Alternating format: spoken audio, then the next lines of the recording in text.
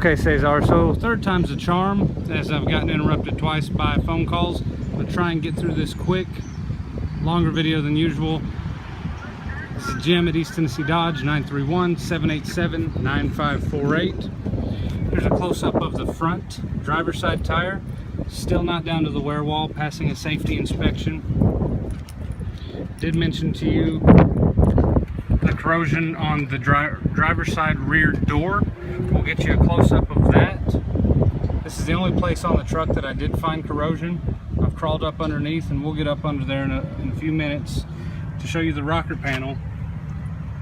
Just paint chips from boots getting in and out, most likely boots, just an assumption.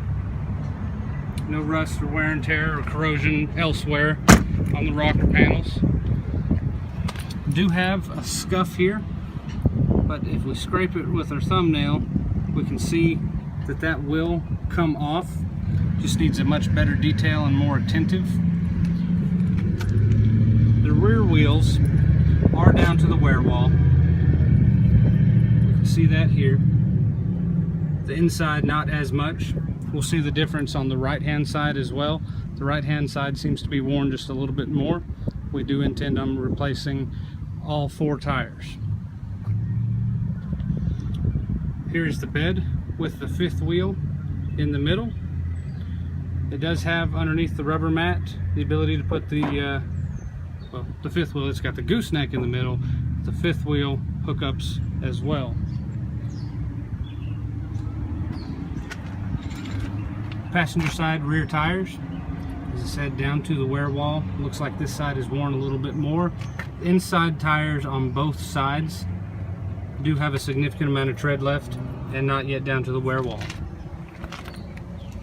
Just for a contrast, the passenger side rear door, there is no corrosion on that. I'll show you that, and the rocker panel as well. No corrosion. Just a little bit of scuff marks and paint wear from getting in and out of the vehicle and the rubbing of the gasket. So while we have the door open, we'll go to the back seat. Nearly flawless back seat, not used as much as the front. All of our vehicles come with a safety kit from East Tennessee Dodge that include a poncho, a flashlight, a first aid kit, jumper cables, and some reflective triangles. That should cover everything in the safety kit. Storage below the rear seats, one on the driver's side as well. Unable to flip it up from this distance. The rubber rear floor mats do come in handy.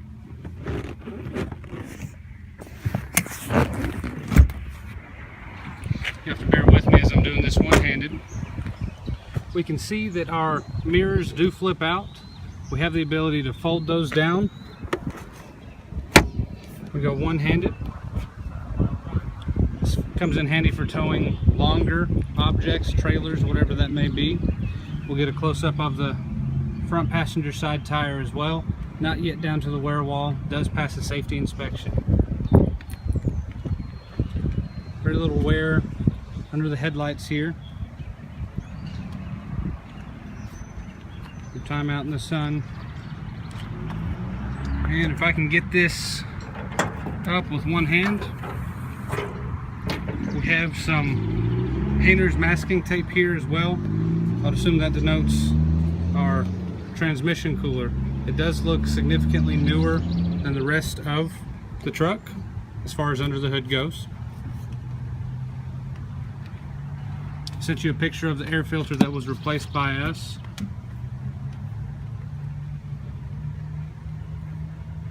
Try and get a slow pan for you for the engine.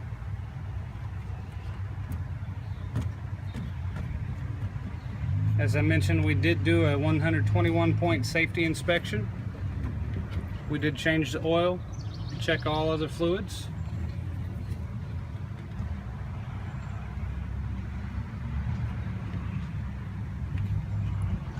The only drawback I would say is that our service department does not put in the trucks or vehicles in general Rain-X washer fluid. That is a must-have for me. I'm very particular about my windshields. So I misspoke earlier, and this may have happened since we've had it. There is a small tear in the driver's seat, not significant, as it could be stitched. And you've already seen online the picture of the middle console. Passenger seat slightly cracked, aged, 14-year-old vehicle, 260,000 miles, understandable. So we'll get her started up, and bear with me for the annoying dinging sound with it in neutral and no seatbelt buckled. Then we'll get up to the engine to see, or to hear rather, the sound.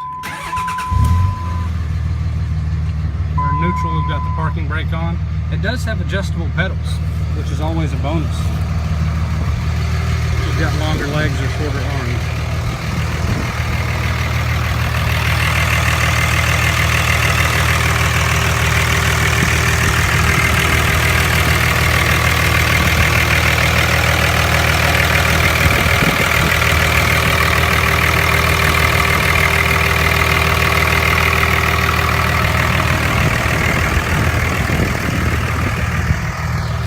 Very well taken care of.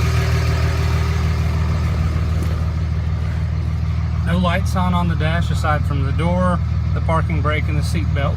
The aftermarket radio that I did mention, our climate control, storage, and ashtray. It does still have the cigarette lighter.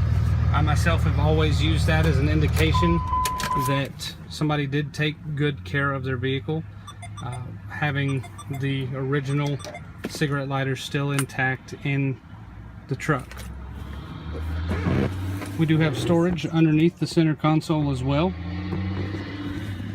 and your center console will fold up, revealing a practically untouched third seat up front. Over time, as I'm sure you're aware, the ball on the shift knob does rotate. They are removable and replaceable with your favorite skull or other shift knob of preference, an 8-ball if you will. We do have the auto dimming rear view mirror and our trip computer at the top. So let's see, 23.8 miles to the gallon currently. You can set it to metric system, reset, 108 miles due till empty, your odometer on this last trip.